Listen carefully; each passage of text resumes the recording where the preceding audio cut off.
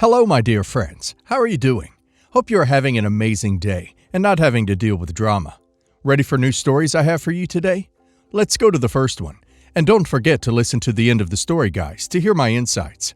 Enjoy the stories, and don't forget to like and subscribe. And of course, don't forget to leave a comment. So this is going to be long and kind of messy, but I honestly just need to get it all out because I'm seriously starting to feel like maybe I am the problem. I'm 31. I work in tech. I keep to myself. I live alone with my dog. And yeah, I'm kind of a nerd. Always have been. I'm the quiet one in the family. The one who prefers books over parties, strategy games over gossip, and generally just stays out of the way. My older sister Rachel, she's 34, is the complete opposite. Loud, sparkly, magnetic. Everyone loves her. Like, literally everyone. Since we were kids, she's been the center of attention. She could break something, cry, and somehow I'd be the one getting grounded. I don't think she's a bad person, but she's always had this way of making herself the sun in every room. And our parents, well, they orbit her like planets. Growing up, she teased me all the time, called me Hermione, the robot, Spock, and when she was meaner, the extra. She made fun of my clothes, my voice, how I like to stay in my room. And my parents, they just laughed. That's sisters for you. Or don't be so dramatic. It wasn't harmless teasing though. It chipped away at me year after year. Anyway, fast forward to now. Rachel has a daughter, Emma. She's 8. I actually love Emma. Like genuinely. She's sweet and silly and kind. And for the first few years, she was probably the only person in my family who treated me like I was someone worth being around. Last year, Emma got really sick. It turned out she had a congenital heart condition that needed surgery. Obviously terrifying. Rachel and her husband Ryan started a GoFundMe, held a fundraiser, did everything they could to raise money because insurance wasn't covering everything. They were still short.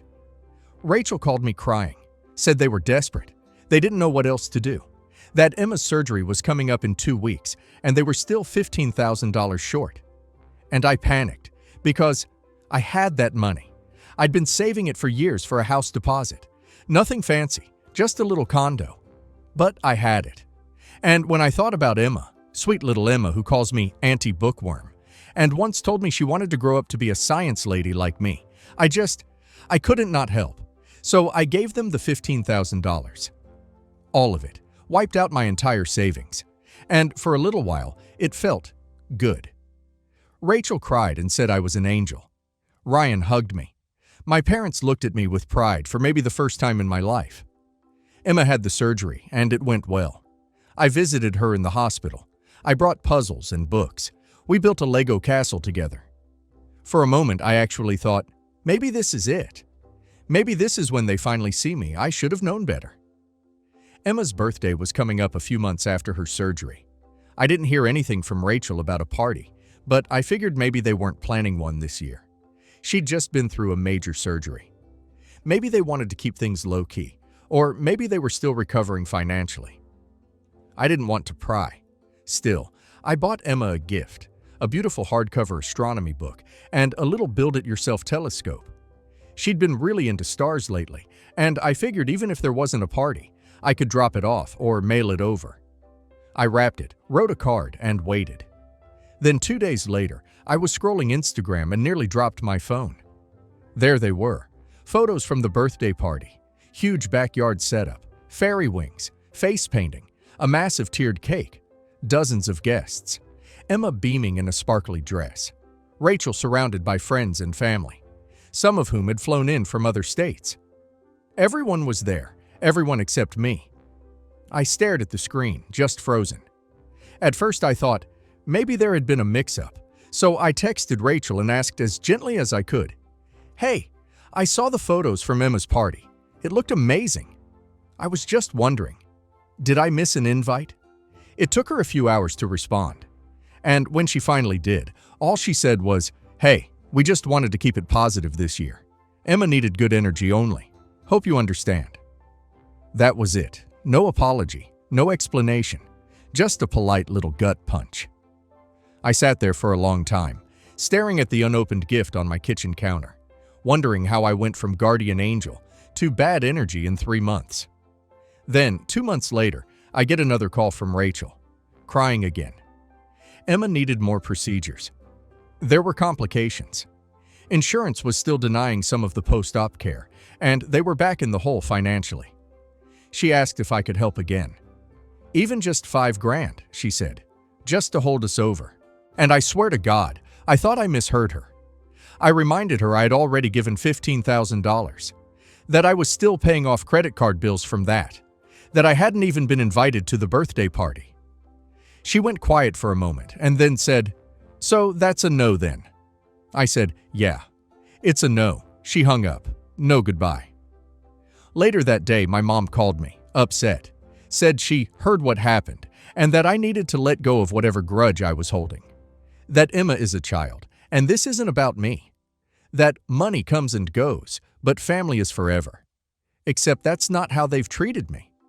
When I was the weird little kid who cried at dinner because Rachel humiliated me, where was family? When I graduated with honors and nobody showed up because Megan had a soccer game, where was family? When I gave away my house fund and got excluded from a child's birthday party because I wasn't bubbly enough, where was family? I'm not cold. I'm not heartless. I love Emma. I don't blame her for any of this. She's just a kid. But I'm done being the quiet little vault they break open when they need money or favors, and then forget about once they're back in the spotlight. So now half the family isn't speaking to me. My mom keeps calling me bitter. My dad says I'm overreacting. Rachel has sent me exactly one text since. I hope you can live with yourself. Honestly, I'm not sure. So, Reddit. Am I an a-hole for refusing to help pay for more of my niece's medical expenses after I gave $15,000 for her first surgery, and then got uninvited from her birthday party for supposedly being bad energy? Not the a-hole. OP gave them everything. OP didn't hesitate. She gave up her house savings to help save a child's life. And then they iced OP out of her birthday party because OP didn't bring enough good energy? What? Is OP a crystal? That was a calculated, cruel exclusion, and now they only remember OP's number when the bills pile up again. OP is not bitter. OP is setting a boundary, and good for OP. And now let's hear community's opinion. I'm sorry, but good energy only, after you dropped $15,000, is one of the most ungrateful, manipulative things I've ever heard. They didn't just forget to invite you. They deliberately excluded you from something you should have been at the center of. The audacity to call you negative and then come begging for more money? You don't owe them anything. Not the a-hole. They used you like an ATM with feelings. You gave them your future, and they gave you radio silence. And to exclude you from a child's birthday that you quite literally made possible. That's not protecting energy. That's emotional blackmail disguised as wellness talk. Keep your distance, keep your peace, and keep your money. Not the a-hole. Can we talk about how you bought a gift and waited quietly, assuming the party just wasn't happening? That alone broke my heart. You clearly cared. You weren't demanding attention, just hoping to be included. And they blindsided you. That's not miscommunication. That's cruelty. And now they want you to forget it all because they're in need again. Number. Let them learn what it feels like to be left out. Not the a-hole. For starters, my 28 female wife, 25 female, and I are both in the military, and we have no children currently. We are thinking of starting a family in the next 2 years. Being service members usually comes with a lot of benefits, including VA loans. To backtrack a little bit, I don't have a relationship with my mother whatsoever. She's a narcissist who only used me for my money and credit growing up, and I've been no contact with her for about 2 years now. My wife and I are newlyweds, and she's quite close to her mother and 5 sisters. Her father passed several years ago. She is the second to youngest of the 6 sisters. It's quite intense at times, having to deal with so much female energy, and it always feels like they're fighting each other. However, since their father passed, they stick together and try to help each other along as best they can, within reason of course. A couple of months ago, my mother-in-law, 51 female, asked my wife if she would co-sign a mortgage so she wouldn't lose a house she owns in California. My mother-in-law lives abroad and she only comes to the States once a year at most. Since my wife and I are married, this would mean we'd use our one chance at the VA loan by giving it to my mother-in-law. I was not comfortable with this from the very beginning. My mother stopped talking to me after I didn't give her these very same benefits, and I wasn't about to be a hypocrite and give it to her mother. This was my wife's first time saying no, and her family did not take it lightly. They even blamed me for influencing her decision. She tried to explain that we are a couple now, and we're trying to start our own family soon. We want children, and we've worked very hard to secure our benefits, which I 100% believe we should enjoy. However, they believe that since she's the younger sister, she has no right to deny them, much less provide reasoning for saying no. This is considered talking back and is disrespectful. Her mother basically played the victim and turned 3 of her elder daughters against my wife. Anyway, the sisters all dogpiled on top of her and gave her hell for being a disobedient child. A couple of weeks later, one of the other elder sisters reached out to her and basically asked for the same thing, to co-sign a VA loan on a house she wanted for her family. She said it was a different request than her mother's because Mommy is different. She's unreasonable sometimes. Again, my wife said no and was in disbelief that she was going through this again. At this point, the entire family has ignored her phone calls and attempts at reaching out to put out this fire. At first, she felt very guilty for saying no, but after speaking with her therapist, she realized that she has a right to say no and not to be attacked for it. I also understand the dynamics in large families. I myself am the eldest of 4, so I can relate to the expectations that we have for our younger siblings. I was able to recognize my mother's narcissism though, so I'm careful not to repeat the same mistakes with them. I feel so bad for my wife, and I'm not sure what to do. Part of me feels guilty and thinks she should have said yes just to avoid the whole fight. But I also think we've worked so hard in the Army and eaten a lot of crap, and we should be able to enjoy our lives after all of this is done. Should she reach out again? Should she take a step back and let it die down? She says she doesn't care and they're going to lose her, but I know she doesn't really believe that. It's killing her to be the scapegoat right now, and it's killing me to watch her suffering. Never co-sign. Never co-sign. Never ever co-sign. VA benefits aside, that loan becomes your responsibility, and the fact that these people can't get a loan on their own demonstrates that they don't have the credit responsibility to pay it down. Not only would you lose your VA loan benefit for a house you wouldn't live in, but they could cripple your credit score. You guys absolutely did the right thing. Your wife's family sounds just as toxic as yours. Just that she hasn't drawn any boundaries with them yet, so they haven't had the chance to show their true colors. What kinds of awful people cut off family members because they won't co-sign a mortgage? What kinds of awful people expect you to give up your own shot at a mortgage and give it to them? I'm glad your wife is in therapy. This is probably going to escalate, so just make sure she has as much support as possible. Reinforce that you guys made the right decision and help her as she grieves the fact that her family is full of crap people. Sister-in-law is a Bible-thumping bigot. I'm not sure why my brother married her, but I'm assuming he feels obligated to stay with her now, given that they have a daughter together. My niece isn't your typical girly girl. Not that there's anything wrong with being one. In any case, she's big into typical guy-like activities like sports, wrestling, and RC toys. My brother is okay with letting his daughter take part in all of that. He has her enrolled in basketball, and I believe she's going to take up ice hockey pretty soon too. Sister-in-law hates it. She's very old school. She's always forcing their daughter into wearing dresses and glittery stuff. My niece can't stand it. Most of the time she complains that the dresses are itchy because she knows that's the only way her mother will listen to her and let her change into comfortable clothes. Seriously, what's the point of forcing your kid into glittery dresses for a casual family dinner on a Thursday night? Anyway, sister-in-law and I don't get along that well. I'm a tattoo artist and I don't subscribe to any particular religion. So naturally, she thinks I'm a bad influence and a horrible person, even though I've only ever been nice to her. I follow the law. I pay my bills on time. I have a degree from one of the most prestigious universities in the country, and I don't drink or smoke or do anything even remotely bad. regardless, I have experience dealing with willfully ignorant, close-minded people like her. So I don't normally care when she goes on one of her rants. But last night, she crossed the line. We were having dinner at my parents' house, and my niece asked if she could play with my RC helicopter. I said yes. Sister-in-law intervened and said no. Understandably upset, my niece got a little pouty. She had tears in her eyes and refused to take another bite of dinner. I bit my tongue and stayed quiet the rest of dinner. Then, afterwards, I carried everyone's plates into the kitchen to wash them while the others were in the living room socializing. My niece found me and asked me if she could play with my RC helicopter in a really quiet voice, probably so sister-in-law wouldn't overhear. I wanted really badly to say yes, but I didn't want to disobey her parents' wishes. So I told her maybe next time.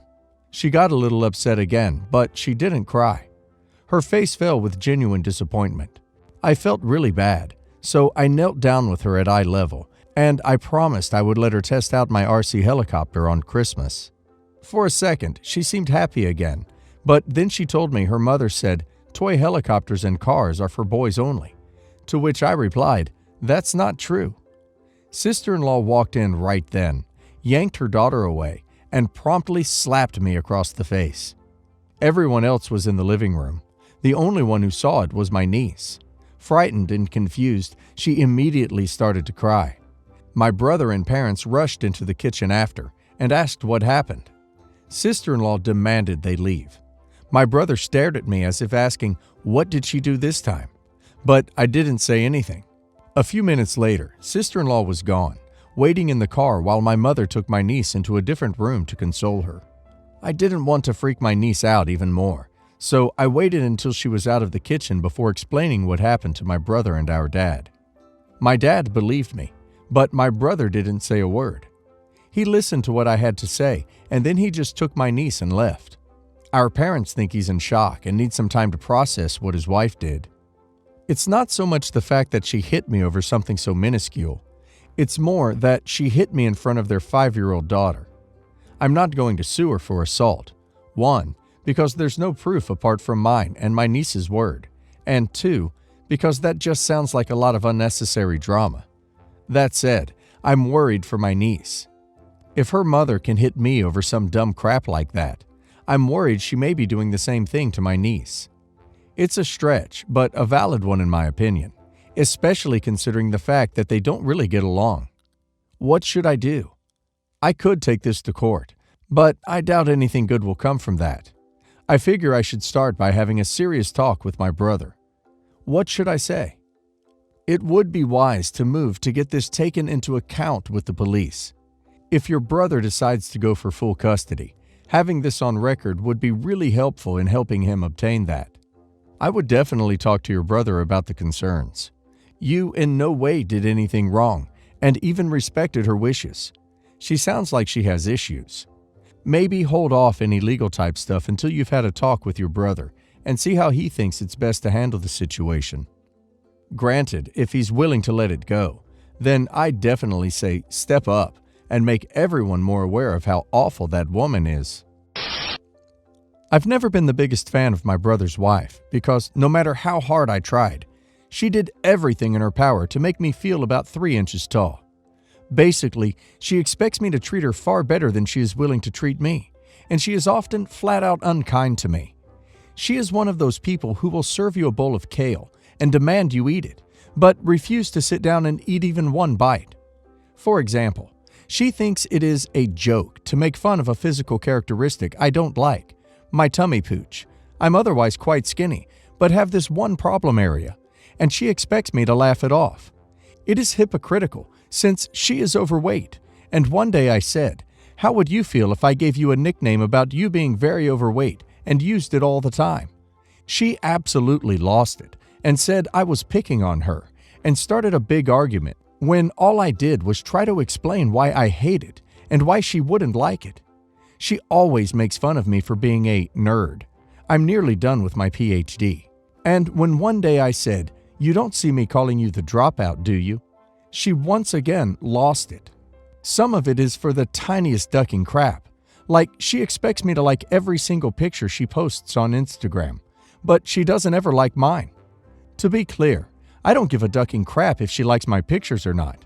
I'd rather not feel obligated to have her added at all. But I'm just using it as an example. Her and my brother expect me to buy them a card and a gift for her birthday. But I never get.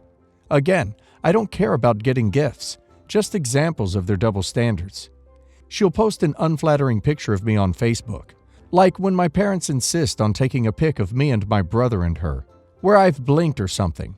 So when I decided to do the same, I was bombarded with messages to delete it, and how dare I embarrass someone who is family. My brother expects me to do her any favor she wants, but she'd never do a single thing for me. I get told off for not treating her like family when I refuse to lend her things after pointing out several belongings I lent to her that I never saw again because she lost. I go to their house with my parents for dinner. I only went for my parents' sake because they asked. And she insists on showing me the name bauble decoration she has. Her, my brother, they're twins, both sets of parents, her two brothers, but not me. I'm expected to compliment her on them when we all know she showed them to me to hurt my feelings. When I don't fawn over them and simply leave the room, she starts making fun of me for being jealous they are married. What the duck? Made fun of for that. And to make it worse, she posts all this crap on Facebook. She'll post on Facebook that I am jealous and embarrass me in front of extended family. If I tell her to stop calling me a nickname, she posts passive-aggressive anti-sister-in-law posts. I'm sick of people judging me based on her posts because she makes her drama public. Basically, they ducking suck. She's a crappy person, and my brother is a complete enabler. I don't know what to do. I've reluctantly accepted she is part of the family, but I don't see why that means I should have to tolerate her double standards and the way she treats me. I'm frustrated with my brother's enabling of her behavior, and quite frankly, feel betrayed that he has never once called her out. They had twins a few months ago, and now my parents are even more expecting me to just take it, to keep the peace, because we have seen her do it with a lot of her and my brother's friends. They cut off anyone who doesn't worship her good enough. I am so sick of the disrespect, and she's basically made my family life hell. What the hell can I do other than basically praying my brother one day wakes up and divorces her, which is unlikely. He makes 3 sappy posts a day about how much he loves her and how happy they are, and gag. Just to be clear, I do care about my nephews. It's not their fault they have such a crappy mom, but I just want her to ducking stop her crap. So, my son married someone exactly like your sister-in-law.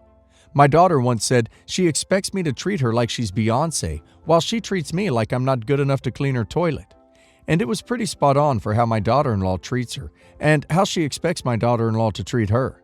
Unfortunately, people like your sister-in-law and my daughter-in-law are just raging ducking narcissists who make themselves feel good by demanding adulation from people they simultaneously tear down. Sadly, they use their kids to get away with this behavior because they know people care about their grandkids, nieces, nephews, and their scapegoats are more likely to keep their mouths shut if there are children involved. I wish I had better advice, but some people are just awful. So, my best friend of 10 years has issues with her stepdaughters, 5 female, mother, 23 female. And it's really affecting our friendship, and I'm at a loss of what to do. My friend Ella married her husband 2 years ago, which made her officially the stepmom of Ava, but she's known her since she was 2. Over the last few years, Ella's obsession with Ava's mom, Jordan, who has full custody, has really become unhealthy and is starting to really affect her life and our friendship. I've met Jordan multiple times. She's always been nice. I've seen texts to and from each party, and they're always kind. Jordan does what she can to give them as much time with Ava as possible. The kid is always well-mannered, happy, well taken care of, goes to a private school, and is a truly smart kid. She's in soccer, dance, and swim. Despite all of this, Ella is absolutely convinced her and her husband 100% deserve full custody, and she's obsessed with it. She nitpicks everything Jordan does. Some of it is hypocritical. She says Jordan allows her to eat junk food and goes on about how unhealthy it is, but then takes her for a Taco Bell herself the next day. The school she's in is pricey, But the public school alternative isn't good enough. She is constantly saying how Jordan can never give Ava what she deserves. Today, she ranted on the phone for an hour about how Ava said, "Oh my gosh," on the phone, and was appalled that Jordan would allow her to talk like that. I could go on for days with examples. It's all she talks about. In the past, I've tried to have conversations with her about this, and she admitted that she didn't believe Jordan was a bad mom, per se. She just believed she could raise her much better. They've already spent thousands in lawyer fees to try and get full custody. Currently, they have visitation. I don't know what to do anymore. At first, I was on Ella's side, but over time, I've realized how irrational and unhealthy this is, and I don't know how to help or what to do. I don't want to end a 10-year friendship over this, but I truly feel like I'm at my wit's end. Any insight is appreciated. First of all, what has your BFF's husband done to only get visitation? Secondly, I wonder if maybe the husband is brainwashing your best friend to believe this. Doesn't make it better, but it does change things a bit, you know? How does she react if you play the devil's advocate? He never wanted anything more than that. They broke up soon after Ava was born and just didn't bother trying to get joint custody or anything more until Ella came into the picture. I wouldn't doubt that he's telling her these things.